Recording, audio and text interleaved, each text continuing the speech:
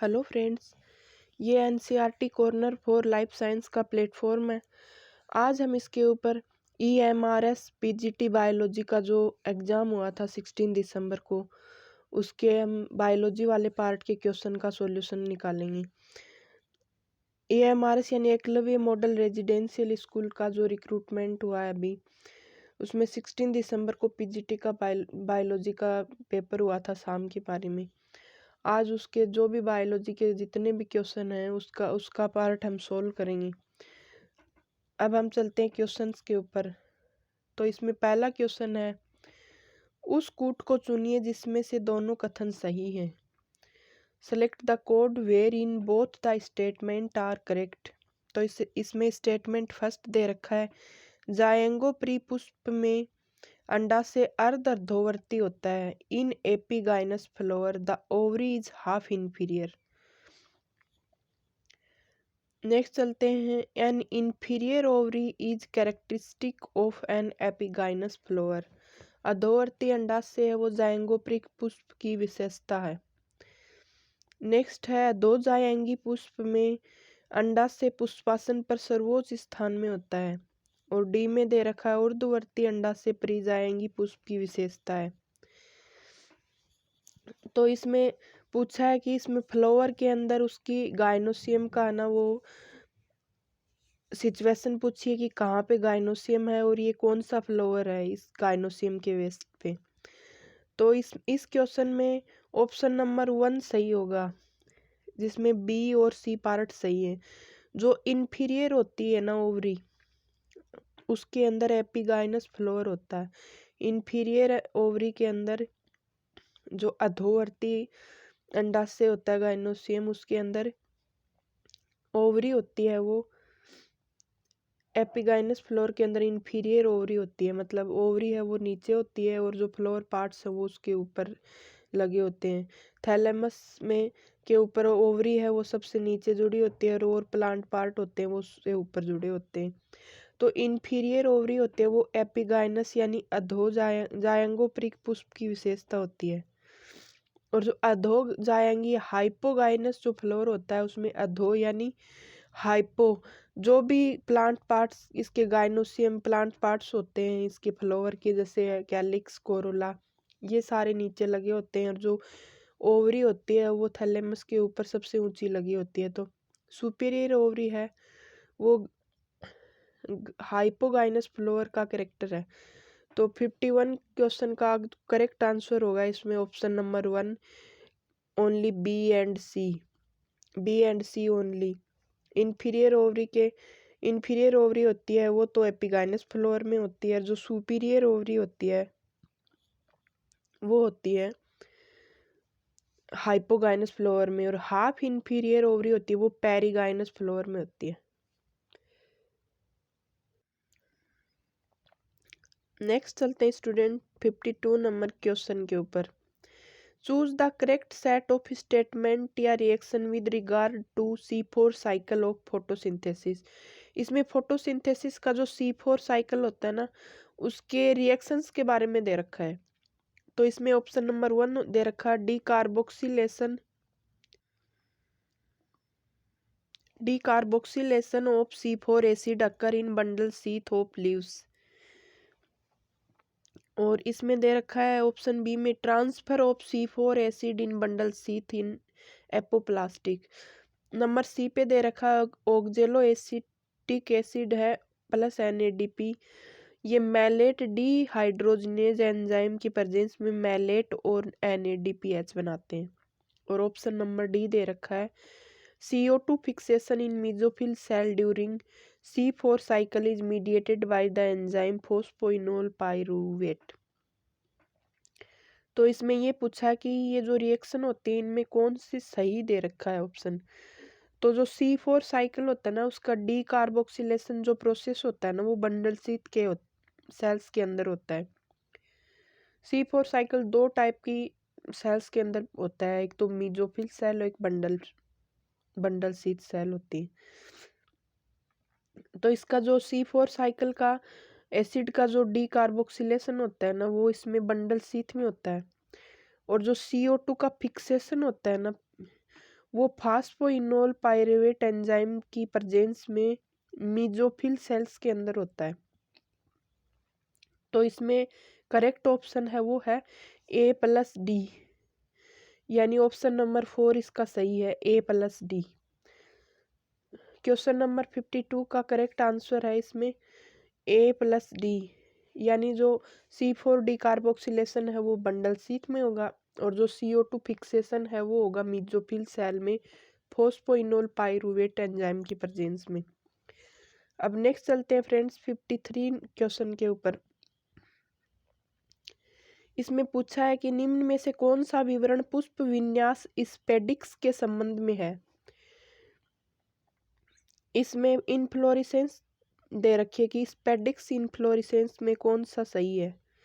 तो इसमें पूछा है कि स्पाइक जिसमें अक्ष है वो तनु और दुर्बल होता है और उसमें यूनिसेक्सुअल फ्लावर्स होते हैं।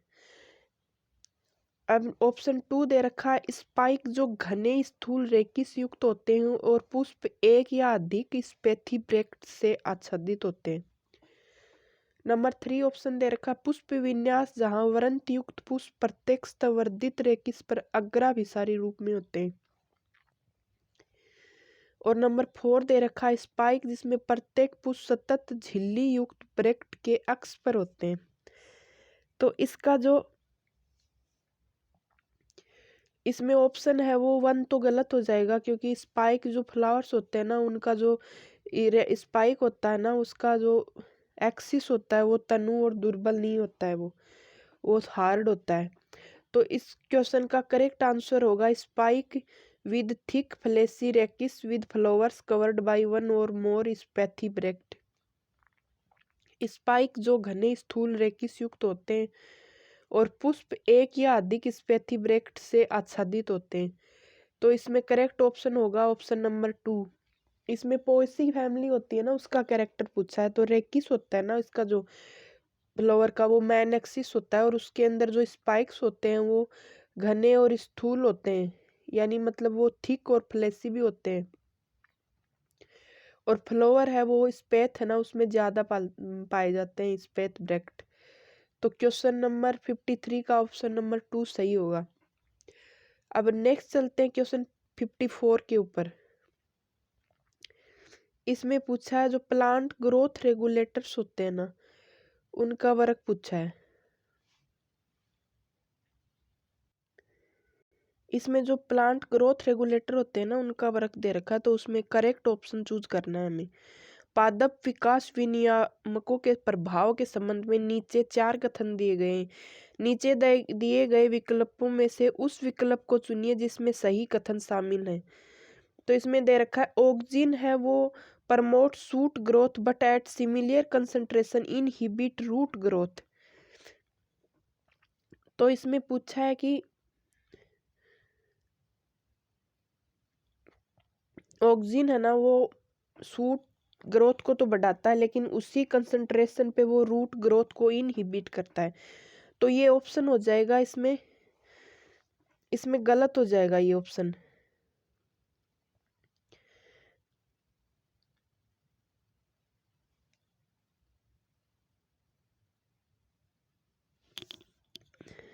और इसमें ऑप्शन नंबर बी दे रखा है अंधेरे में उगे मटर के नवोद्भिद पादप की त्रिकणु क्रिया विल्गन अम्ल का सामान्य जैव परीक्षण है। और ऑप्शन नंबर सी दे रखा है इसमें काइनेटिक प्राकृतिक पादप विकास विनियामक नहीं है। ऑप्शन नंबर डी दे रखा है इसमें टीबा जिब्रेलिन रोधक है। तो इसमें पूछा है कि इसमें कौन सा सही दे रखा है। तो इसमें ऑप्शन नंबर 4 वैसे गलत हो जाएगा। टीबा है वो जिब्रेलिन इनहिबिटर नहीं है, ये टीबा एंटीऑक्सिन होता है, ऑक्सिन इनहिबिटर है ये। टीबा ऑक्सिन इनहिबिटर होता है। काइनेटिन होता है वो साइटोकाइनिन, वो एक नेचुरल प्लांट ग्रोथ रेगुलेटर है। ये भी गलत दे रखा है। इसमें सी और डी वाले ऑप्शन तो वैसे भी गलत हो जाएंगे। इसमें जिसमें सी और डी है वो दोनों ही गलत हो जाएंगे ऑप्शन। अब इसमें बचा है ऑप्शन नंबर 2 इसमें डी वाला ऑप्शन गलत दे रखा है, बी प्लस डी वाला गलत हो जाएगा। तो इसमें 3 में है वो ए प्लस बी वाला ऑप्शन सही होगा। तो अब वो तो इसके आंसर की आने के बाद सही पता लगेगा कि ये कौन सा इसमें वो इंस्टीट्यूट कौन से को सही मानता है पेपर का में आंसर। इसमें टीबा है वो ऑक्सीजन इनहिबिटर, ऑक्सीन इनहिबिटर होता है। काइनेटिन है वो नेचुरल प्लांट ग्रोथ रेगुलेटर है। और ऑक्जिन है वो जड़ और उसको सूट और दोनों को ही बनाता है। और अंधेरे में उगे मटर के सीडलिंग है वो बायोएस से होता है एब्सिसिक एसिड का। अब इसमें कौन सा सही माने, क्योंकि इसमें ऑप्शन में सही नहीं दे रखे हैं। अब नेक्स्ट चलते हैं हम क्वेश्चन नंबर 55 के ऊपर।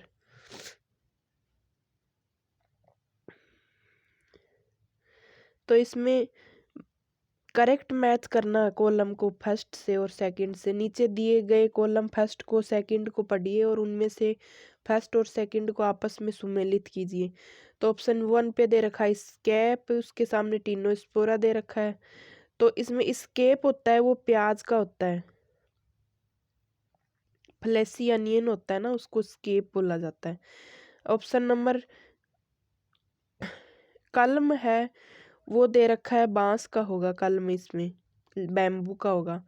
और लाइना है वो होता है टिनोस्पोरा।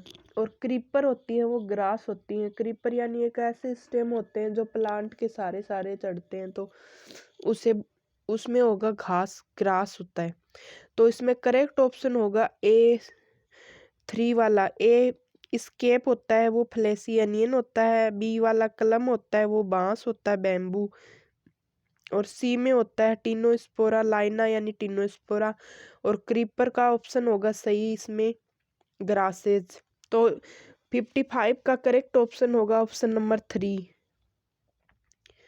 अब इसके आगे इसमें दे रखा है सही कथन चुनिए, चूज द करेक्ट। नेक्स्ट 56 का क्वेश्चन दे रखा है चूज द करेक्ट स्टेटमेंट। इसमें ऑप्शन नंबर 1 दे रखा सभी संवहनी पादपों में द्वितीयक वृद्धि होती है। सभी संवहनी पादपों में क्लोरोफिल ए और क्लोरोफिल बी प्रमुख प्रकाश संश्लेषी वर्णक के रूप में विद्यमान रहते हैं। सभी संवहनी पादप बीज पत्री पादप होते हैं। सभी संवहनी पादप स्थलीय होते हैं। तो इसमें ऑप्शन नंबर 1 सही होगा, सभी वैस्कुलर प्लांट हैं। उस जैसे 56 में सभी वैस्कुलर प्लांट हैं उनमें सेकेंडरी ग्रोथ होती है, तो ये ऑप्शन सही नहीं होता है। इसमें सभी में सेकेंडरी ग्रोथ नहीं पाई जाती है। अब ऑप्शन नंबर 2 इसमें दे रखा है सभी वैस्कुलर प्लांट में क्लोरोफिल ए और क्लोरोफिल प्रमुख प्रकाश संश्लेषी वर्णक होते हैं। और ऑप्शन नंबर 3 दे रखे सभी संवहनी पादप बीज पत्री पादप होते हैं। और सभी संवहनी पादप स्थलीय होते हैं। तो ना ही वैस्कुलर सारे प्लांट होते हैं वो टेरेस्ट्रियल होते हैं, टेरेस्ट्रियल नहीं होते ये। इसके अंदर हाइड्रोफाइटिक प्लांट्स भी पाए जाते हैं, ओनली टेरेस्ट्रियल ही नहीं होते हैं ये। और सभी संवहनी पादप हैं वो सीड प्लांट ही नहीं होते हैं। जिम्नोस्पर्म है और टेरिडोफाइटा में भी वैस्कुलर प्लांट्स पाए जाते हैं, तो ये टेरिडोफाइटा वगैरह इसमें बीज पत्री प्लांट नहीं पाए जाते हैं। और सभी संवहनी पादपों में क्लोरोफिल ए और क्लोरोफिल बी प्रमुख प्रकाश संश्लेषी वर्णक के रूप में पाए जाते हैं। सभी संवहनी पादपों में द्वितीयक वृद्धि होती है। सभी वैस्कुलर प्लांट में सेकेंडरी ग्रोथ नहीं पाई जाती है। सभी संवहनी पादपों में क्लोरोफिल ए और क्लोरोफिल बी प्रमुख प्रकाश संश्लेषी वर्णक के रूप में विद्यमान रहते हैं। अब इसमें कौन से हमारे हिसाब से इसमें ऑप्शन नंबर 2 सही होगा, क्योंकि क्लोरोफिल ए और क्लोरोफिल बी सभी प्रकाश संश्लेषी वर्णक पाए जाते हैं। सभी बीजपत्री नहीं होते, सभी टेरेस्ट्रियल भी नहीं होते हैं और सभी वैस्कुलर प्लांट्स के अंदर सेकेंडरी ग्रोथ भी नहीं पाई जाती है। तो इसमें कौन सा ऑप्शन सही मानेंगे, वो ऑप्शन नंबर 2 सही। इन सभी ऑप्शंस में ऑप्शन नंबर 2 सही होगा। अब इसका एक्सपेक्शन ढूंढेंगे हम, एक्सेप्शन। तो इसमें जो कस्कुटा होती है ना अमरबेल, उसके अंदर ये फोटो पिगमेंट है, ये एब्सेंट होते हैं, वो भी वेस्कुलर होती है। अब इसका आंसर की में कौन सा क्वेश्चन का आंसर कौन सा सही आएगा वो देखते हैं। अब नेक्स्ट चलते हैं क्वेश्चन नंबर 57 के ऊपर। सही विकल्प को चुनिए जो स्त्री धानी युक्त की विशिष्टताओं को प्रदर्शित करते हैं। इसमें मेट्रियोट्रोपी प्रदर्शित होती है। एक्सिबिट मेट्रियोट्रोपी, जो आर्चिगोनियम है वो मेट्रियोट्रोपी को प्रेजेंट करता है। इसमें क्लोरोप्लास्ट के अंदर ग्रेनम पाए जाते हैं। इसमें फ्रेगमोप्लास्ट के कोशिका द्रव्य विभाजन के दौरान फ्रेगमोप्लास्ट उत्पन्न होता है और कोशिका भित्तियां वो लिग्नोसेल्यूलोजिक होती हैं। तो इसमें option number D A B और सी सही होगा। इसमें सेल वाल है वो लिग्नोसेल्यूलोजिक नहीं होती है आर्चिगोनियम की। आर्चिगोनियम की सेल वाल लिग्नोसेल्यूलोजिक नहीं होती है, बहुत हार्ड हो जाएगी फिर। और इसमें करेक्ट ऑप्शन होगा केवल ए बी और सी, ऑप्शन नंबर 3 इसका सही होगा 57 का। अब नेक्स्ट चलते हैं 58 के ऊपर। स्वस्थ रूप से बढ़ रहे 1,00,000 द्विबीजपत्री पौधे के प्राथमिक पर्रो एक्स के सबसे दूरस्थ पर्रो के ऊपरी सिरे को कृत्रिम रूप से हटा दिया गया था। तो आप निम्न में से किस अनुक्रिया की प्रत्याशा करेंगे? निचली पर्वसंधियों में पत्तियों की कक्षीय कलियां नई शाखाओं का निर्माण करेंगी। Axillary bud sop leaves at lower nodes shall from a new branches. Option number 2 दे रखा है इसमें axillary bud of a distal most leaf shall produce a new branch axis. Option number 3 दे रखा है इसमें plant shall not exhibit any secondary growth in future. Plant shall not produce any new leaves further. तो इसमें ये पूछा है कि जो भी नया प्लांट बन रहा है उसका जो ऊपर का पार्ट होता है ना सूट का, अगर उसको हम कृत्रिम रूप से हटा देते हैं यानी उसको तोड़ देते हैं या काट लेते हैं, तो आप इनमें से कौन सी जो मतलब चीज़ें हैं वो देखने को मिलेंगी प्लांट के अंदर आपको।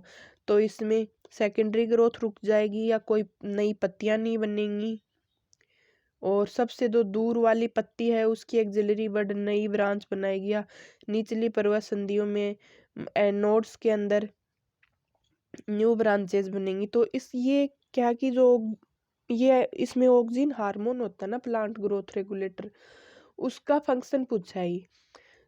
प्लांट के जो रूट और शूट का जो सबसे डिस्टल एंड होता है ना उसके अंदर ऑक्सिन सबसे ज़्यादा पाया जाता है। तो ये प्लांट की ग्रोथ के लिए बहुत ही मतलब ज़रूरी हार्मोन होता है।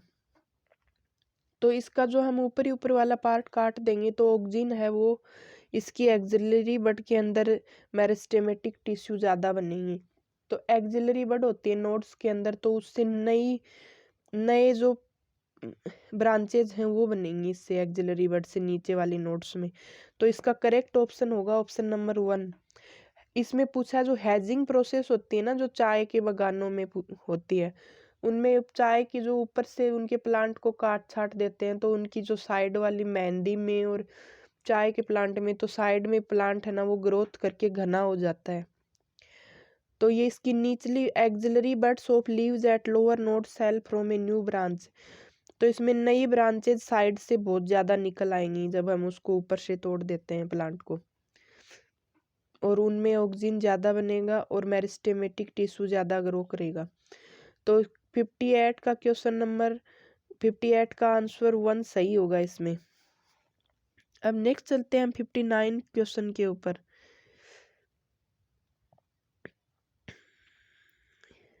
इसमें असर्शन और रीजन बेस्ड क्वेश्चन दे रखा है।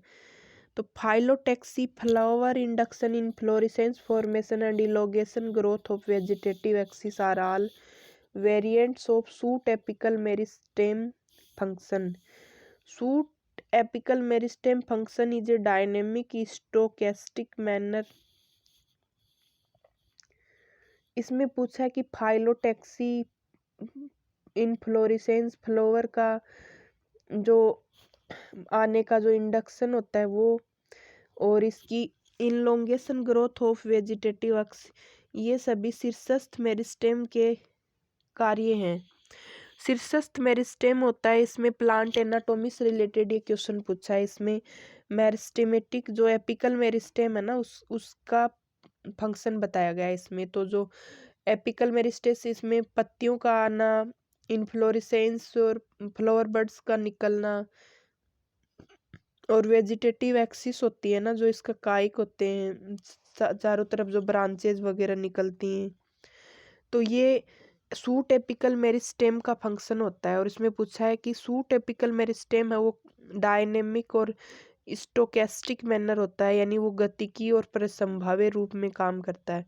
तो इसमें असर्शन और रीजन दोनों ही करेक्ट हैं। और ये जो ऑप्शन, इसका जो रीजन है ये असर्शन का करेक्ट है, करेक्ट एक्सप्लेनेशन है। तो इसमें ए आर दोनों सही हैं और आर ए का सही करेक्ट स्टेटमेंट भी है एक्सप्लेनेशन। तो इसमें ऑप्शन नंबर 3 इसका करेक्ट आंसर होगा। अब नेक्स्ट चलते हैं फ्रेंड्स हम क्वेश्चन नंबर 60 के ऊपर। इसमें दे रखा है फ्यूनेरिया का, इसमें भी असर्शन और रीजन ही पूछा। फ्यूनेरिया का विसर्पी हरित तंतु में प्रोटोनिमा से जीव को अध्यस्तर का बड़ा पृष्ठ प्राप्त करने में सहायता मिलती है, क्योंकि युग्मक संलयन का उत्पाद है प्रोटोनिमा को प्रत्यक्ष रूप में उत्पन्न करने पर जीव को भारी संख्या में सीधे तने हुए पत्तेदार और स्पोरोफाइटिक इंडिविजुअल्स बनाने में ग्रोथ करता है। तो इसमें इसका करेक्ट ऑप्शन होगा, फ्यूनेरिया होता है ना, उसके अंदर प्रोटोनिमा है, वो गैमिटोफाइटिक उसकी जनरेशन होती है। तो वो क्या है कि जहाँ पे प्रोटोनिमा उगता है तो वो वहाँ पे उसको फ्यूनेरिया को पत्तेदार फ्यूनेरिया बनने में काफ़ी मदद करता है। तो युग्मक संलयन का सिनगेमी का जो भी प्रोडक्ट होता है इसमें, तो स्पोरोफाइटिक वेस्टी उत्पन्न करने में स्पोरोफाइटिक नहीं बनते उससे, फिर स्पोरोफाइटिक थोड़े दिन के लिए ही बनता है, इसमें गेमिटोफाइटिक की दोबारा प्लांट बनता है। तो इसमें कथन और कारण में कथन सही है और कारण है वो गलत दे रखा है। तो ए सही है, किंतु आर भी कथन की गलत व्याख्या। ऑप्शन नंबर 4, 16 नंबर के क्वेश्चन में इसका ऑप्शन नंबर 4 है वो सही होगा। नेक्स्ट चलते हैं हम 61 के ऊपर।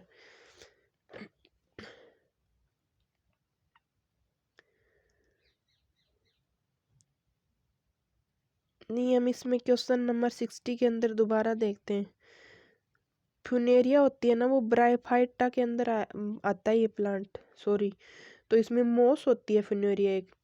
तो इसमें जायगोट होता है, वो डेवलप्स इनटू ए स्पोरोफाइट। जायगोट है वो स्पोरोफाइट में ही बनता है, और इसमें फूट सीटा और कैप्सूल बनते हैं।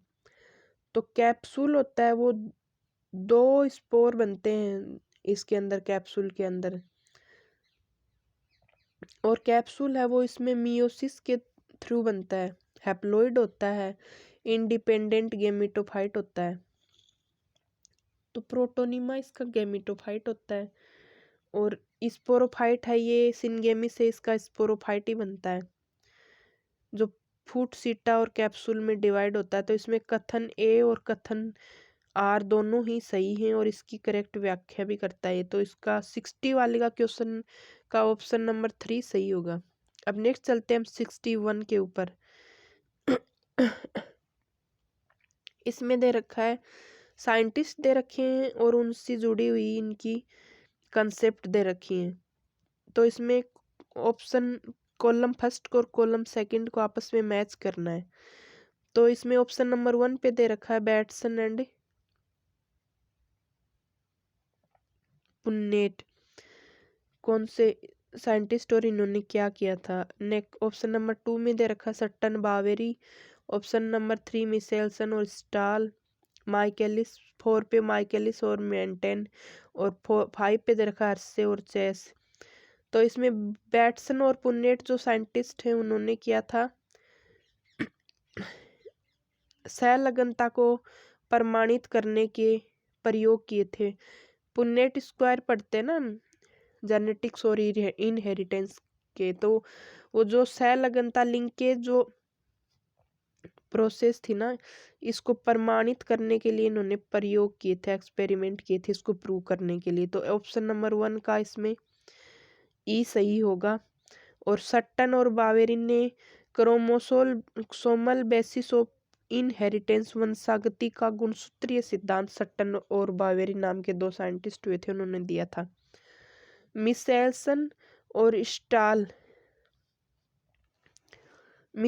और स्टाल ने इसमें, माइकेलिस और मेंटेन ने इसके अंदर दिया था एंजाइम गति की, एंजाइम काइनेटिक्स है वो दिया था, माइकेलिस और मेंटेन ने दिया था।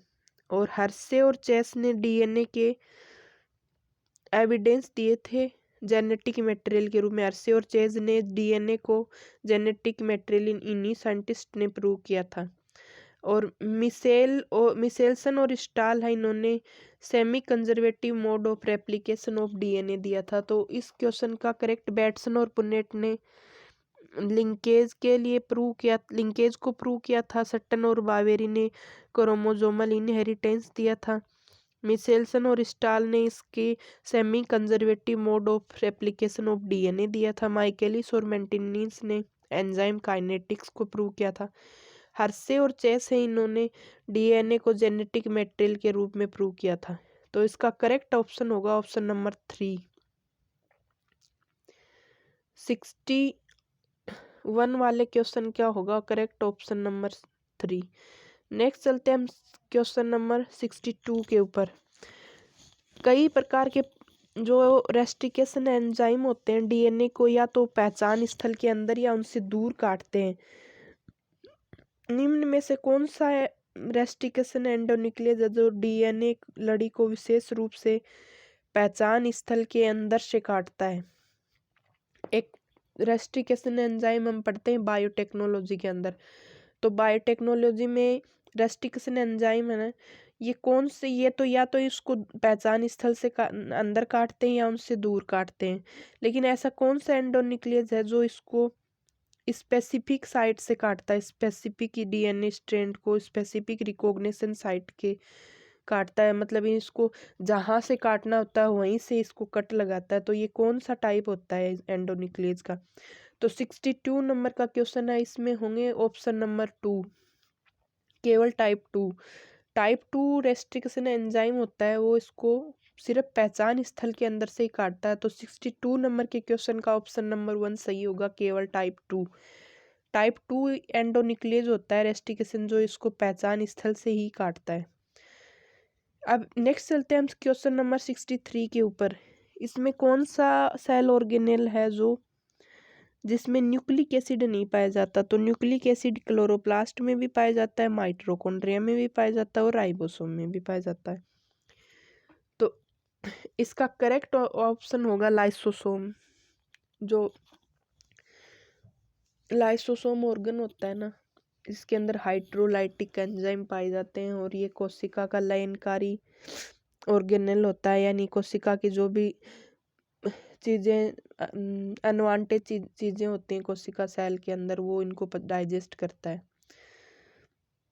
सुसाइडल बैग्स होते हैं ये सेल के, तो इनके अंदर कोई भी न्यूक्लिक एसिड प्रेजेंट नहीं होता है। तो 63 का क्वेश्चन नंबर 1 सही हो, ऑप्शन नंबर 1 इसका 63 वाले क्वेश्चन का ऑप्शन 1 लाइसोसोम सही होगा। अब नेक्स्ट दे रखा 64, हंटिंगटन डिजीज एक ऑटोसोमल लिंक्ड डोमिनेंट ट्रेट होती है वुमेन में, इसके लिए क्या है जो कि सही नहीं है? तो इसमें हेटेरोजाइगस जो इंडिविजुअल्स होते हैं ना, वो इस लक्षण को हेटेरोजाइगस होंगे तो भी वो इसको शो करेंगी। इसमें से कौन सा है जो सही नहीं होगा? अब इसमें ऑप्शन नंबर 3 है, वो यदि ये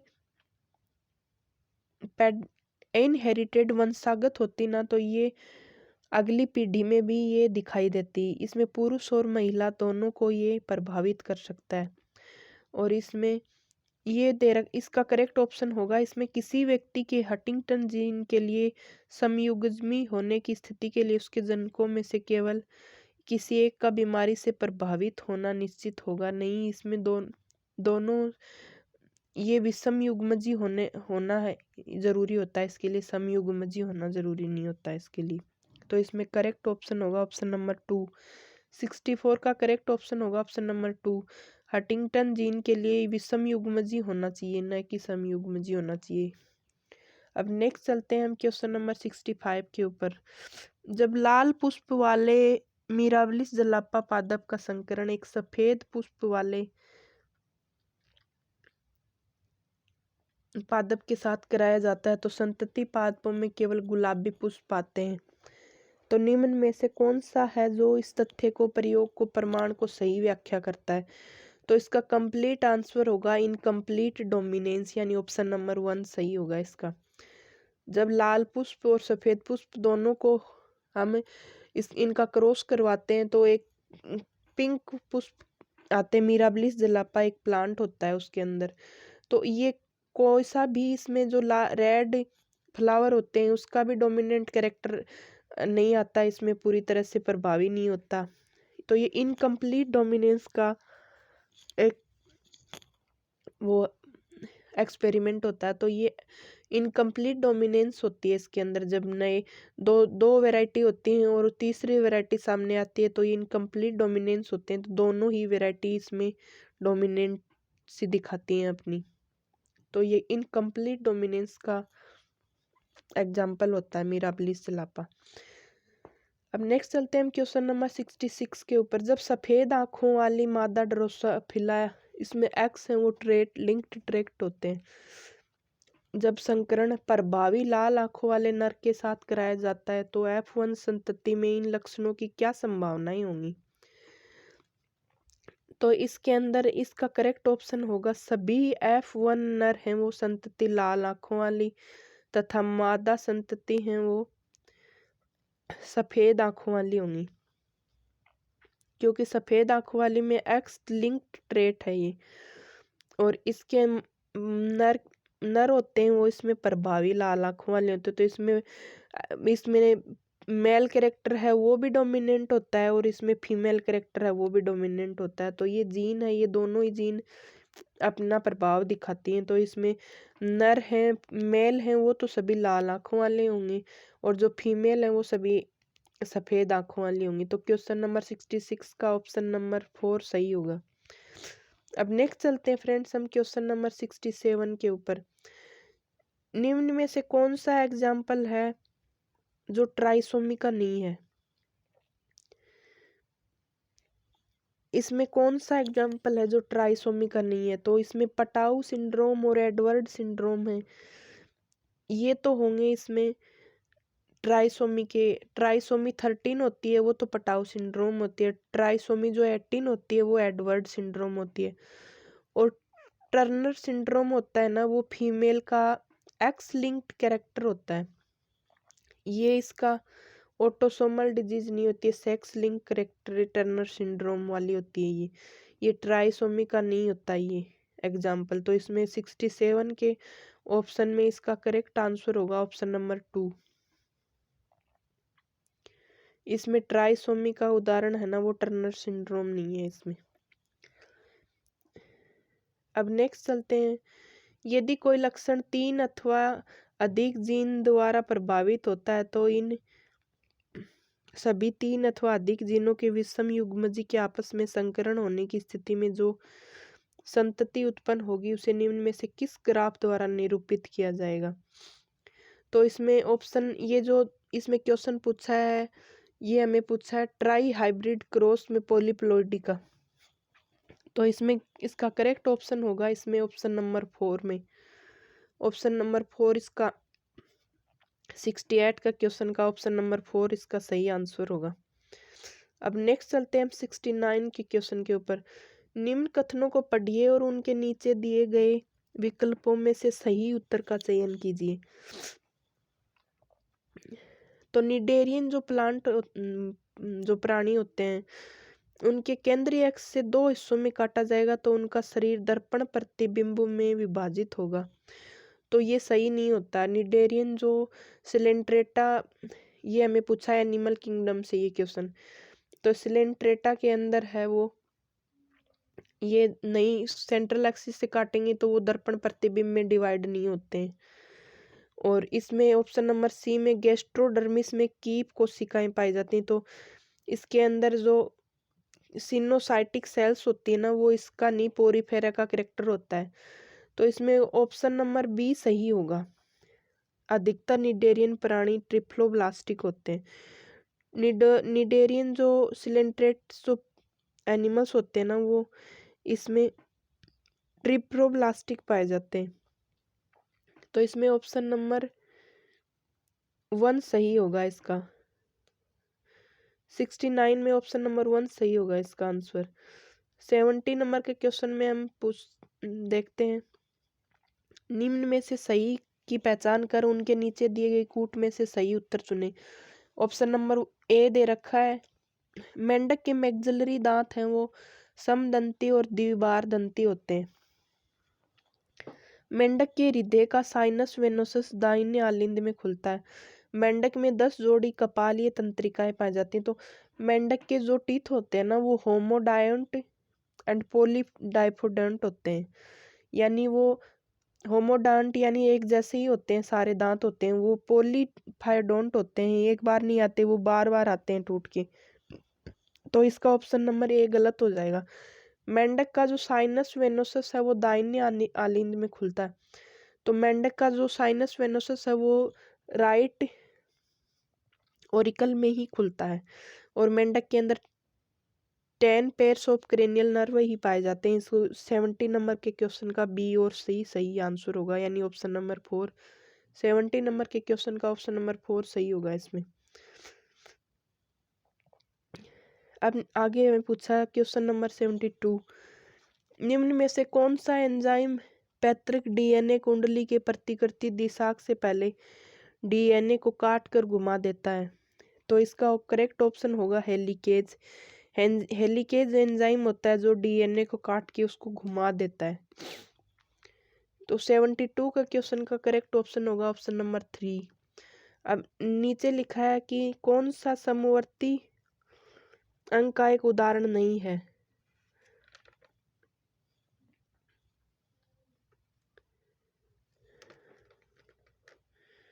समवर्ती एनालोगस प्लांट, इसमें एनालोगस ऑर्गन इनमें से कौन से नहीं है? यानी कि इसमें पूछा है कि इसमें होमोलोगस का एक उदाहरण बताओ आप। तो इसमें होमोलोगस में इसमें आएगा कुकुरबिटेसी प्लांट्स के टेंड्रिल और बोगनवेलिया प्लांट के जो थॉर्न होते हैं, ये होमोलोगस ऑर्गन होते हैं, ना कि एनालोगस ऑर्गन होते हैं। Cucurbitaceae tendril of Cucurbitaceae plants and thorns of bougainvillea, ये होमोलोगस ऑर्गन होते हैं, ना कि एनालोगस ऑर्गन। तो 73 का ऑप्शन नंबर 3 सही होगा इसमें। अब नेक्स्ट पूछा है हमें 80 नंबर का क्वेश्चन, विकास की प्रक्रिया में पर विभिन्नता एक प्रमुख कारक है, निम्न में से कौन सा कारक किसी एक समष्टि में नई विभिन्नता का कारक नहीं है? विकास की जो variation of important contributor in the process of evolution, ये क्वेश्चन हमें इवोल्यूशन से पूछा है। तो इसमें जो कोई भी समष्टि के अंदर नई जो भी डिफरेंशिएशन आते हैं, वो वेरिएशन वो किस वजह से आते हैं? तो इसमें क्वेश्चन नंबर 1 है वो भी इसमें आते हैं, म्यूटेशन की वजह से भी आते हैं, क्रॉसिंग ओवर की वजह से भी आते हैं, और सेक्सुअल रिप्रोडक्शन की वजह से भी आते हैं। तो इसका करेक्ट ऑप्शन होगा जेनेटिक ड्रिफ्ट। म्यूटेशन है वो भी वेरिएशन के लिए ही रेस्पॉन्सिबल है।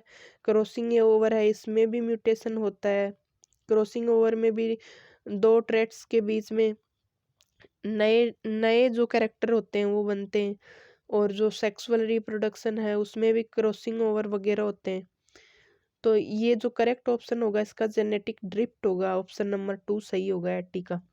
नेक्स्ट चलते हैं, इसमें कौन सा एक संकटग्रस्त औषधीय पौधे का नाम है? तो इसका करेक्ट ऑप्शन होगा सेंटेलम इलिप्टिकम।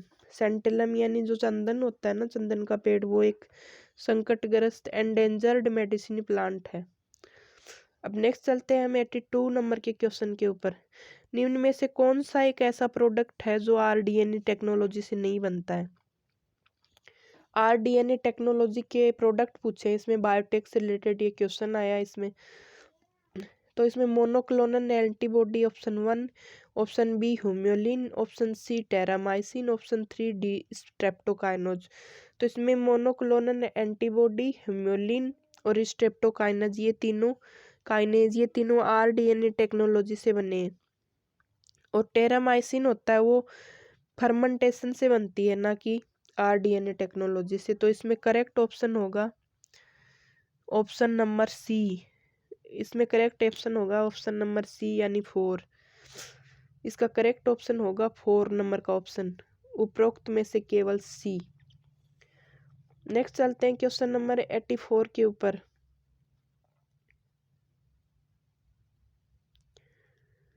बाग में विभिन्न पुष्पों के अवलोकन के आधार पर निम्न में से कौन सा कथनीय समझा पाएंगे कि पुष्प स्वपरागित हो सकते हैं? यानी सेल्फ पोलिनेटिंग प्लांट्स होते हैं ना, इसमें ये पूछा sexual reproduction of flowering plant वाला जो टॉपिक है ना हमारा, पुष्पों में लैंगिक जनन, उससे रिलेटेड ये क्वेश्चन हमें पूछा है। तो इसमें क्लिस्टोगेमस प्लांट फ्लावर्स होते हैं, उनकी पंखुड़ियां बिल्कुल नहीं खुलती, क्या वो जिम्मेदार है सेल्फ पोलिनेशन के लिए? इसमें पुंकेसर और अंडप दोनों अलग अलग समय में परिपक्व होते हैं, क्या ये जिम्मेदार है सेल्फ पोलिनेशन के लिए? Option number C. इसमें एक पुंकेसर के परागकोश और अंडप के वर्तिकाग्र एक स्तर पर होते हैं। तो इसमें क्लिस्टोगेमस एक ऐसे फ्लावर्स होते हैं जो कभी नहीं खुलते, बंद ही रहते हैं। तो ऐसे फ्लावर्स में सेल्फ पोलिनेशन पाया जाता है। तो इसका जो क्लिस्टोगेमस प्लांट होते हैं, इनमें सेल्फ पोलिनेशन पाया जाता है। और एक ऐसा जिसमें पुष्प होता है जिसके अंदर इसका एंड्रोसियम और गाइनोसियम है, वो दोनों एक ही लेवल पे होते हैं। स्टेमन और कार्पल दोनों एक ही लेवल पे होते हैं, तो वो उसमें भी सेल्फ पोलिनेशन पाया जाता है। तो 84 का करेक्ट ऑप्शन होगा option number 2। Both A and C of the वो उपरोक्त में से ए और सी दोनों सही हैं।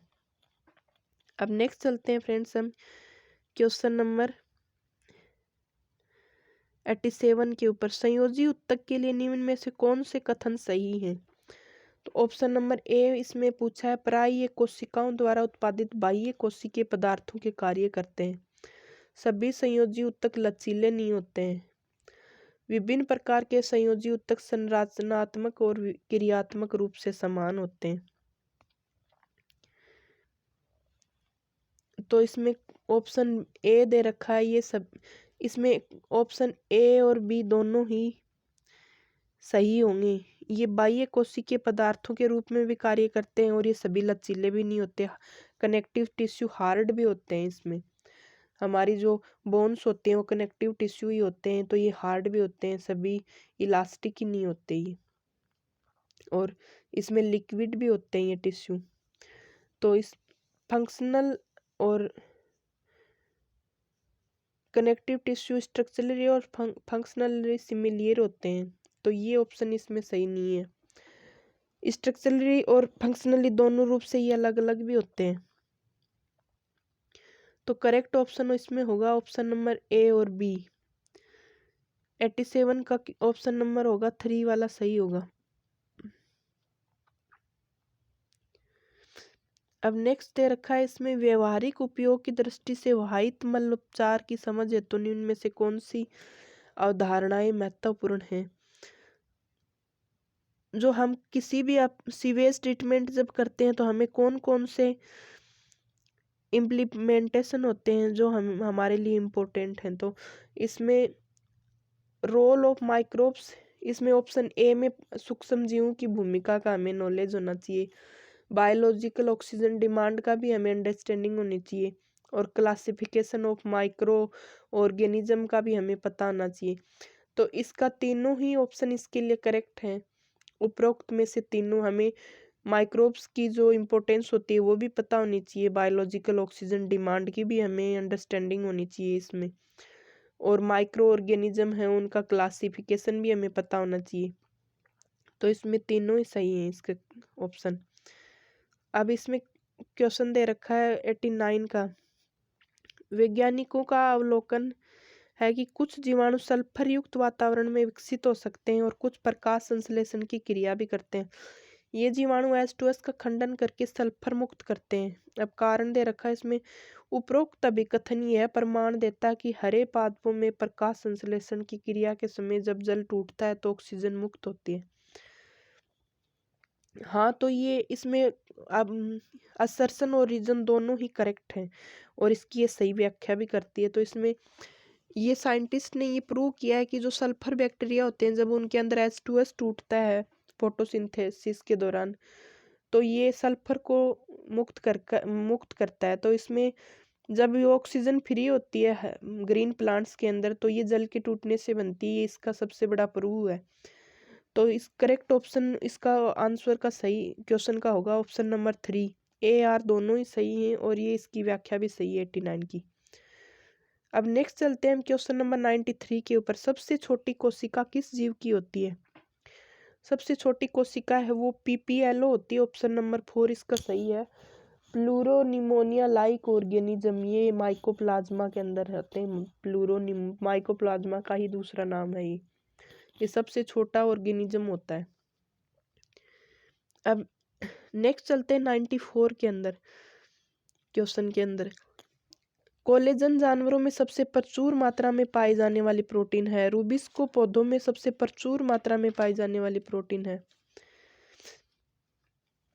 और ZDNA नेचर में सबसे ज्यादा पाई जाने वाली डबल हेलिकल DNA स्ट्रक्चर है। तो कोलेजन है वो जानवरों में सबसे ज्यादा पाई जाती है, करेक्ट है। रूबिस्को एंजाइम है, रूबिस्को जो प्रोटीन होती है वो प्लांट्स में सबसे ज्यादा पाई जाती है, ये भी करेक्ट ऑप्शन है। लेकिन ZDNA सबसे ज्यादा नेचर में नहीं पाया जाता। BDNA जो होता है, DNA की जो B टाइप होती है वो सबसे ज्यादा नेचर में पाई जाती है। तो इसका करेक्ट ऑप्शन होगा ऑप्शन नंबर 1 एंड 2। कोलेजन और रूबिस्को हैं वो सबसे ज्यादा पाए जाते हैं, BDNA सबसे ज्यादा पाया जाता है, न कि ZDNA। तो इसका करेक्ट ऑप्शन होगा ऑप्शन नंबर 3 सही होगा इसका। अब नेक्स्ट चलते हैं फ्रेंड्स, इसमें ऑप्शन क्वेश्चन नंबर 95 के ऊपर, प्रदूषित जल में कौन से शैवाल पाए जाते हैं? प्रदूषित जल में निम्नलिखित शैवाल पाए जाते हैं। तो जो पॉल्यूटेड वाटर होता है ना उसके अंदर नोस्टोक और ओसिलेटोरिया जो शैवाल होते हैं, ग्रीन एल्गी, वो पाई जाती है। साइनोफाइसिका एल्गी है ये, तो ये इसके अंदर पाई जाती है। तो इसका करेक्ट ऑप्शन होगा ऑप्शन नंबर 4 नोस्टोक और ओसिलेटोरिया 95 का क्वेश्चन का। नेक्स्ट चलते हैं हम 96 क्वेश्चन के ऊपर, निम्न युग्म थायराइड ग्रंथि के स्त्राव के कार्य को दर्शाते हैं, इनमें से सही युग्म या युग्मों की पहचान कर नीचे दिए गए कूट से प्रश्न के उत्तर दीजिए। तो ऑप्शन नंबर ए इसमें थायरोक्सिन है वो regulation of basal metabolic rate के लिए होता है। ऑप्शन नंबर बी में दे रखा मिक्सोडीमा थायराइड हार्मोन के हाइपोसिक्रेशन से होता है, और क्रेटिनिज्म है वो hyper secretion of thyroid hormone. तो इसमें करेक्ट ऑप्शन होगा फ्रेंड्स ऑप्शन नंबर ए वाला सही है। जो थायरोक्सिन हार्मोन होता है वो रेगुलेशन ऑफ बेसल, हमारे शरीर में जो भी मेटाबॉलिक रिएक्शन होती है उनके बॉडी की जो बेसल मेटाबॉलिक BMR के लिए कौन जिम्मेदार है? थायरोक्सिन हार्मोन जिम्मेदार है।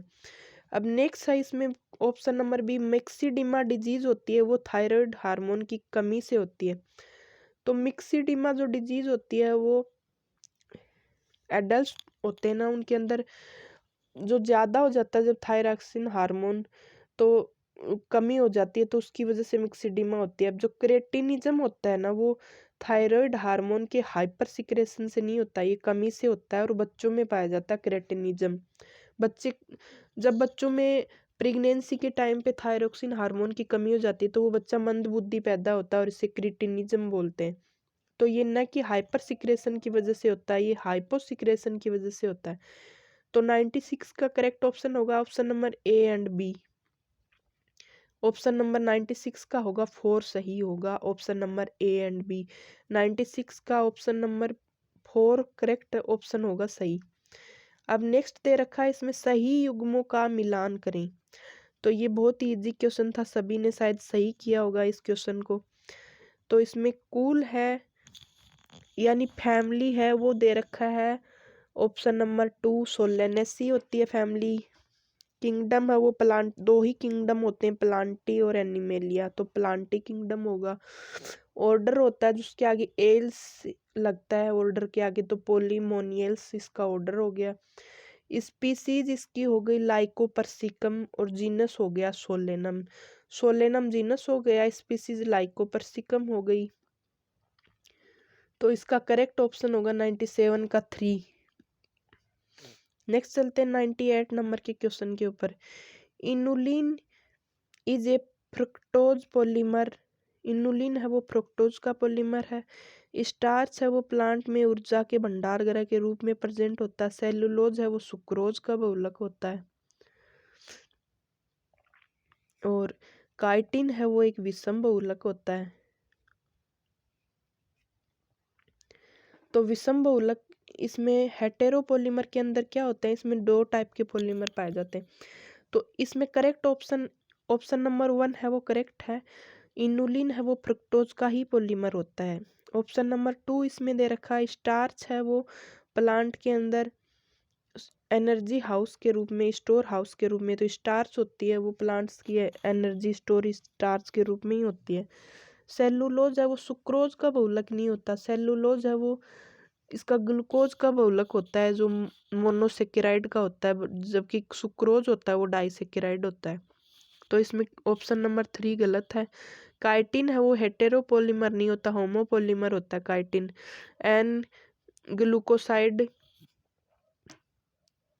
एसिटाइल ग्लूसामिन क्या रिपीटेड होता है, ये ग्लूकोज का डेरिवेटिव होता है काइटिन।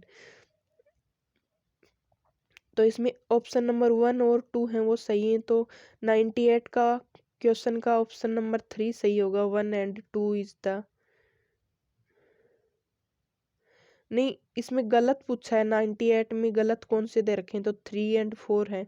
तो 98 का क्वेश्चन का ऑप्शन नंबर 4 सही होगा। सेलुलोज है वो सुक्रोज का बहुलक नहीं होता। काइटिन है वो एक होमोपॉलीमर होता है। अब नेक्स्ट चलते हैं फ्रेंड्स इसमें 99 के क्वेश्चन के ऊपर। इसमें कौन सी प्रक्रिया अमीबा में नहीं देखी जाती, तो इसमें एनसिस्टमेंट भी अमीबा में पाया जाता है, रीजनरेशन भी अमीबा में पाया जाता है, सिंपल बाइनरी फिशन भी अमीबा में पाया जाता है और मल्टीपल फिशन भी अमीबा में। ये सभी अमीबा में एसेक्सुअल रिप्रोडक्शन की प्रोसेस होती हैं सारी की सारी। तो इसमें 99 में शायद ये चारों ही ऑप्शन सही हैं, तो इसका ये पर्सन शायद डिलीट होगा इसमें। अब नेक्स्ट चलते हैं क्वेश्चन नंबर 100 के ऊपर। यदि प्याज की जड़ के सिरे में 16 गुणसूत्र होते हैं तो भ्रूणपोष में गुणसूत्रों की संख्या कितनी होती है। तो प्याज अनियन होता है वो एंजियोस्पर्म प्लांट होता है, ये हमें पता है। तो जड़ होती है वो, कोई भी एंजियोस्पर्म प्लांट होते हैं उसकी रूट होती है वो डिप्लॉयड होती है। तो 16 गुणसूत्र इसमें हो गए, तो ये डिप्लॉयड में 2n इज इक्वल टू 16 हो गए। तो भ्रूणपोष होता है इसका एम्ब्रियो। एंडोस्पर्म होता है वो ट्रिप्लॉयड होता है, कोई भी इसका एंजियोस्पर्म का होता है। तो इसमें 24 वाला ऑप्शन सही होगा। 100 का क्वेश्चन का ऑप्शन नंबर 1 सही होगा इसमें। नेक्स्ट चलते हैं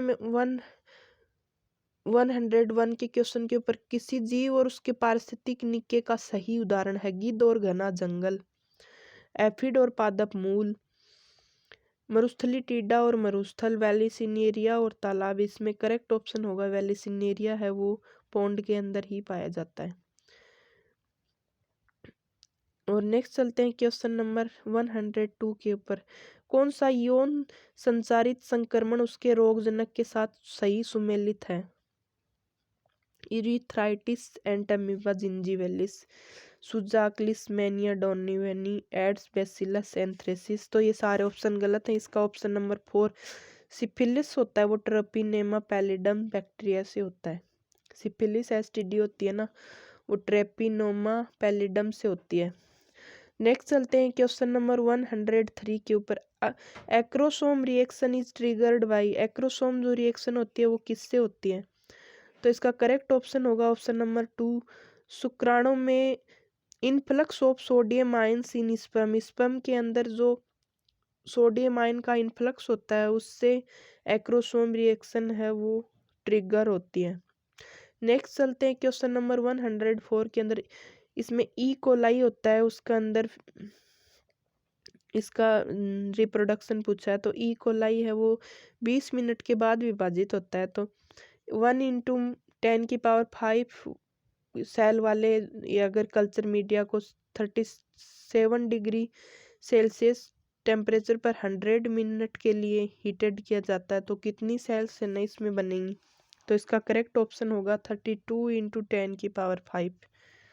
1 से 2 बनने के इसमें 20 मिनट का टाइम लगता है। तो 101 × 10⁵ है वो 5 प्रोसेस के बाद कितनी बनेंगी। तो इसमें 32 × 10⁵ बनेंगी। अब नेक्स्ट पूछा, मुख द्वारा लिए जाने वाली गर्भ निरोधक गोलियां शिशु के जन्म को नियंत्रित।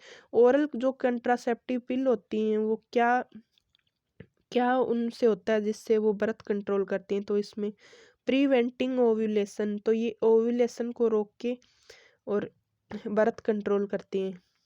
तो 105 का क्वेश्चन नंबर का ऑप्शन नंबर 1 सही होगा, प्रिवेंटिंग ओव्यूलेशन। नेक्स्ट चलते हैं ऑप्शन नंबर 106 के ऊपर। Hormone secreted by the placenta to maintain pregnancy, जो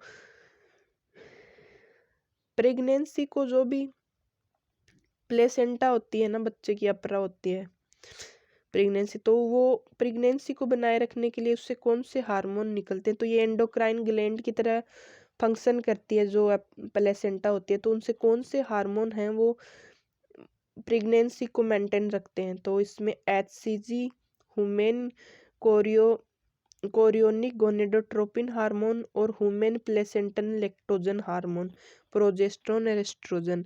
तो 106 का ऑप्शन नंबर 1 इसमें सही होगा। नेक्स्ट चलते हैं 107 के क्वेश्चन। कशेरु की आंख का हिस्सा जहां रेटिना से दृक तंत्रिका बाहर गुजरती है वो क्या कहलाता है। तो इसका ऑप्शन नंबर 1 सही होगा, ब्लाइंड स्पॉट। अब नेक्स्ट चलते हैं, तंत्रिका पेशीय संधि स्थल में आवेग के संचरण में कौन सा न्यूरोट्रांसमीटर, न्यूरोमस्कुलर जंक्शन है वो ट्रांसमीटर इन्वॉल्व होता है इसमें। तो 108 का करेक्ट ऑप्शन होगा एसिटाइल कोलिन। एसिटिल कोलिन एक न्यूरोट्रांसमीटर होता है जो न्यूरोमस्कुलर जंक्शन में वर्क करता है। नेक्स्ट चलते हैं 109, पेशी तंतु की रेखित बाह्य कृति किसके वितरण पैटर्न से होती है। मायोफाइब्रिल है ना, उसकी जो बाहर का जो दिखने का जो स्ट्रेटियड अपीयरेंस होती है वो क्यों दिखाई देती है। तो इसका करेक्ट ऑप्शन होगा एक्टिन एंड मायोसिन। एक्टिन और मायोसिन की वजह से ये बाहर से धारी धार यानी दिखाई देती है। और नेक्स्ट चलते हैं 110 के ऊपर। रुधिर में कैल्शियम का स्तर नियमित होता है। ब्लड के अंदर जो कैल्शियम होता है ना वो किसके द्वारा रेगुलेट होता है। तो इसका करेक्ट ऑप्शन होगा थायरोकैल्सिटोनिन हार्मोन के द्वारा या पैराथार्मोन हार्मोन, और इसके लिए जिम्मेदार होती है पैराथायरॉयड ग्लैंड। तो 110 का करेक्ट ऑप्शन होगा ऑप्शन नंबर 2। नेक्स्ट चलते हैं 111 के ऊपर। मानव अपरा व्युत्पन्न होता है। ह्यूमन प्लेसेंटा है वो किस से बनती है। 3 एम्ब्रियोनिक जो मेम्ब्रेन होती है उनमें कौन सी से ये ह्यूमन प्लेसेंटा बनता है। तो इसका करेक्ट ऑप्शन होगा कोरियन। कोरियन से ये ह्यूमन प्लेसेंटा वो डेरिव होती है। अब नेक्स्ट चलते हैं 112। इसमें कोड दे रखे हैं उनको आपस में मैच करना है। तो लिस्मानिया जो डेनिवेनी जो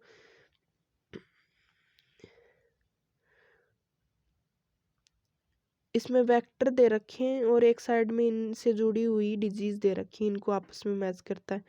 तो लिस्मानिया डोनिवनी यानी काला अजार। वुचेरिया ब्रैंकोप्टाई, तो इसमें होगा फाइलेरिया डिजीज। ट्रेफोनिमा गैम्बियंस यानी इसमें होगा निद्रालु व्याधि, स्लीपिंग सिकनेस। एंट अमीबा हिस्टोलिका, इससे होगा अमीबायोसिस। तो इसका करेक्ट ऑप्शन होगा 112 का करेक्ट ऑप्शन होगा ऑप्शन नंबर 1 सही। लिस्मानिया डोनिवेनी काला अजार, मुंचेरिया ब्रैंकोप्टाई फाइलेरिया, ट्रिफिनोसोमा गैम्बियंस होती है वो होती है स्लीपिंग सिकनेस, और एंटामीबा हिस्टेलिका होता है वो होता है अमीबायोसिस। अब नेक्स्ट चलते हैं, फ्रेबिसी परपुटी पक्षियों में एक महत्वपूर्ण अंग है, यह किससे संबंधित होता है? बुर्सा और फेब्रिशियस है ना, वो बर्ड्स का एक इम्पोर्टेंट ऑर्गन होता है, ये किससे जुड़ा हुआ होता है? तो ये बी सेल्स के लिए, बी सेल्स के जनरेशन के लिए ये एक इम्पोर्टेंट ऑर्गन होता है, जो कि सेल मीडिएटेड इम्यूनिटी है ना वो उसके अंदर बनाता है बर्ड्स के अंदर। तो बी सेल्स जनरेशन के लिए ये ऑर्गन है ना, ये इम्पोर्टेंट रोल प्ले करता है फ्रेबीसी। तो इस 113 का करेक्ट ऑप्शन होगा बी सेल्स का प्रोडक्शन, ऑप्शन नंबर 2 सही होगा। निम्न में से कौन सा व्यावसायिक श्वसन रोग है? जो रेस्पिरेटरी डिसऑर्डर है वो व्यावसायिक है, यानी मतलब हम जो भी काम करते हैं उसकी वजह से कौन सी श्वसन रोग होता है? तो सिलिकोसिस एक बीमारी होती है जो फेफड़ों की, वो ऐसी फैक्ट्रियों के अंदर काम करने वाले मजदूरों में होते हैं, जो ग्लास फैक्ट्रीज के अंदर काम करते हैं ना जो भी, तो उनके अंदर सिलिकोसिस बीमारी हो जाती है फेफड़ों की। तो इसमें करेक्ट ऑप्शन होगा 114 का ऑप्शन नंबर 4। अब पूछा इंस्पायरेटरी कैपेसिटी क्या होती है? तो इसमें करेक्ट ऑप्शन होगा tidal volume plus inspiratory reserve volume, TV plus RV. तो 115 का इसमें करेक्ट ऑप्शन होगा ऑप्शन नंबर 3। 116 का ऑप्शन विभ्रमकारी वे ड्रग्स हैं जो हमारी change the thoughts and perceptions, जो हमारे विचार और अनुभूतियों को बदल देते हैं, वो हाइलुसिनोजेंस होते हैं। हाइलुसिनोजेंस क्या होते हैं? जो हमारे विचार और अनुभूतियां जिससे बदल जाती हैं, वो एक ऐसी ड्रग्स होती हैं। तो करेक्ट ऑप्शन होगा 116 का ऑप्शन नंबर 4। अब the rate of heartbeat is determined by, next question है, हृदय स्पंदन की दर किससे निर्धारित होती है? तो इसका करेक्ट ऑप्शन होगा ऐसे नोड के द्वारा। ऐसे नोड से हमारी जो हार्ट बीट है वो रेट है वो डिटरमाइंड होती है। अब इसमें नेक्स्ट पूछा है जो हमारी जॉइंट्स हैं बॉडी के, उनके बारे में पूछा है। तो इसमें करेक्ट ऑप्शन होगा ऑप्शन नंबर 113 का मानव कंकाल तंत्र में संधि के प्रकार और उनके उदाहरण की जोड़ी में सुमेलित जोड़ी का चयन कीजिए। तो इसमें ग्लाइडिंग जॉइंट्स हैं वो किस में पाए जाते हैं? कार्पल्स के बीच में। कार्पल्स और मेटाकार्पल्स होते हैं, तो कार्पल्स के बीच में ग्लाइडिंग जॉइंट पाए जाते हैं। 118 का ऑप्शन नंबर 3 इसमें सही होगा। नेक्स्ट चलते हैं, गुच्छीय निस्संदन में विद्यमान ग्लूकोज है, ये हमारे इससे पूछा है एक्सक्रीशन वाले चैप्टर से, ह्यूमन फिजियोलॉजी का क्वेश्चन है ये। तो ग्लोमेरुलर फिल्टर होता है ना, वो कहाँ पे ग्लूकोज उसमें अब रीअब्जॉर्ब होता है? तो इसके अंदर प्रोक्सिमल कॉन्वोल्यूटेड ट्यूबुल होती है ना, समीपस्थ संवलित नलिका, ऑप्शन नंबर 1 इसका सही है। 121 का समीपस्थ संवलित नलिका पीसीटी के अंदर है ना, ग्लूकोज है वो रीअब्जॉर्ब हो जाता है ग्लोमेरुलर फिल्ट्रेट के अंदर। ग्लोमेरुलर फिल्ट्रेट क्या होता है? जब हमारा ब्लड छन के ग्लोमेरुलस से जो नीचे आता है, तो इसमें अगर ग्लूकोज एक्स्ट्रा आ जाता है ना, तो वो समीपस्थ संवलित नलिका के अंदर रिअब्जॉर्ब हो जाता है। अब नेक्स्ट है 122 का, जक्स्टामेरुलर सेल्स होती हैं वो ए स्त्रावित करती हैं, और जब वो करती हैं स्त्रावित तो उनसे बी आयन का रीअब्जॉर्प्शन होता है। ये भी वहीं से पूछा गया क्वेश्चन है एक्सक्रीशन वाले चैप्टर से। तो इसमें ए और बी चिन्हित कर उसका सही युग्म का है। तो इसमें रेनिन है, जक्स्टामेरुलर सेल्स होती है ना जे जी सेल्स, उनसे रेनिन है वो स्त्रावित होता है, और सोडियम आयंस का पुनः एब्जॉर्प्शन होता है। तो इसमें करेक्ट ऑप्शन होगा ऑप्शन नंबर 2। नेक्स्ट पूछा 123, आम के बीजांड में द्विगुणित बीजांडता के माध्यम से द्विगुणित भ्रूण के विकास के सही अनुक्रम का चयन कीजिए।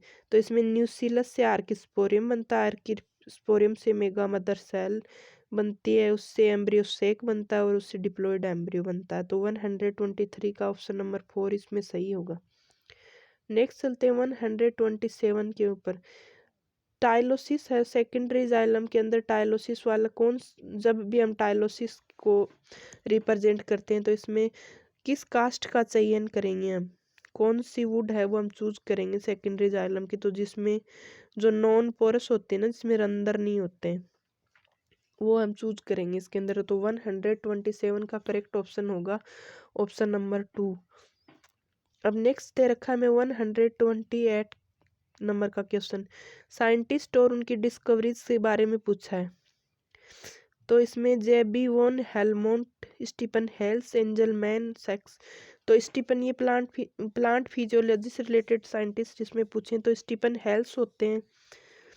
उन्होंने सूर्य के प्रकाश और हरित पादप प्लांट फिजियोथेरेपी के अंदर सूर्य के प्रकाश, green plant get nourishment through their leaves में Stephen Hales option number A के में इसमें होगा ऑप्शन नंबर 3 वाला सही होगा बी में। तो करेक्ट ऑप्शन इसका होगा ऑप्शन नंबर 3 सही होगा। जेबी वॉन हेलमोंट है, इन्होंने water of soil contributes to growth of plant, water और सोइल का ना प्लांट की डेवलपमेंट में इन्होंने विकास में योगदान बताया। स्टीफन हेल्स ने हरे पौधों के अंदर भोजन बनाता है। एंजलमैन ने फोटोसिंथेसिस का एक्शन स्पेक्ट्रम दिया और सेक्स ने स्टार्च है वो प्रकाश संश्लेषण का प्रथम दृश्य मानी। स्टार्च खाना जो बनता है ना फोटोसिंथेसिस से स्टार्च के रूप में स्टोर रहता है, तो उसके बारे में बताया। तो करेक्ट ऑप्शन होगा ऑप्शन नंबर 3 इसका सही होगा। नेक्स्ट चलते हैं, इसमें कंपनसेशन पॉइंट्स होते हैं। तो ये भी प्लांट फिजियोलॉजी से ही रिलेटेड क्वेश्चन है, फोटोसिंथेसिस से रिलेटेड। तो इसमें कंपनसेशन पॉइंट क्या होता है, तो जब प्रकाश संश्लेषण की दर है ना वो श्वसन दर के समान हो जाती है तो वो कंपनसेशन पॉइंट बोला जाता है उसको। तो 129 का क्वेश्चन का ऑप्शन नंबर 4 सही होगा इसमें। निम्न में से किसी पादप कोशिका में ग्लाइकोलाइसिस के दौरान फास्फोरिल अंतरण अभिक्रिया के एंजाइम के रूप में कार्य करने वाली सही है। फास्फोरिल अंतरण अभिक्रिया के रूप में एंजाइम वाला जो सही होगा इसमें हेक्सोकाइनेज एंजाइम होता है ना। इसमें ग्लाइकोलाइसिस से रिलेटेड क्वेश्चन पूछा है तो इसमें हेक्सोकाइनेज एंजाइम है वो फास्फोराइल ट्रांसफर के लिए जिम्मेदार होता है। तो 130 का ऑप्शन नंबर 2 सही होगा। अब आज का ये जो पेपर हमने बायोलॉजी पीजीटी का पेपर था, बायोलॉजी वाला पार्ट, वो हमने सोल्व किया। और इस चैनल के ऊपर मैं आपको प्रीवियस ईयर के बहुत सारे पेपर का सॉल्यूशन करवाऊंगी। अगर आपको मेरी क्लास अच्छी लगी हो तो प्लीज़ मेरे चैनल को सब्सक्राइब करें और क्लास को लाइक शेयर और कमेंट ज़रूर करें। Thank you.